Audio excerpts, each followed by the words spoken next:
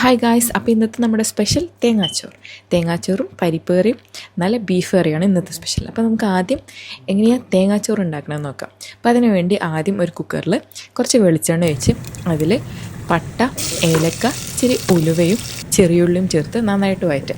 അതിലേക്ക് നല്ല കഴുകി വെച്ച മട്ടരിയിലേക്ക് ചെറിയ ജീരകവും വലിയ ജീരകവും ഇട്ട് അരച്ച തേങ്ങയും നന്നായിട്ട് മിക്സ് ചെയ്തിട്ട് അതും ആഡ് ചെയ്ത് അതിലേക്ക് 1 കപ്പ് അരിയിലേക്ക് 2 കപ്പ് തേങ്ങാപ്പാലും അതിലേക്ക് ആവശ്യത്തിന് ഉപ്പും മഞ്ഞൾപ്പൊടി ഇട്ട് നന്നായിട്ട് ഇളക്കി അത് നമ്മൾ കുക്കറിൽ വേവിക്കാൻ വെക്കുക. പിന്നെ സൈഡിൽ ഞാനിവിടെ തേങ്ങാച്ചോർക്ക് കോമ്പിനേഷനായിട്ട് പരിപ്പ് കറിയും ബീഫും ഉണ്ടാക്കുന്നുണ്ട്. അപ്പോൾ അതവിടെ റെഡി.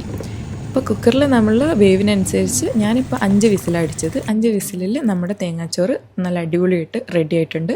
അപ്പോൾ നമുക്ക് ടേസ്റ്റ് ചെയ്താലോ. Super. Thank you guys for watching.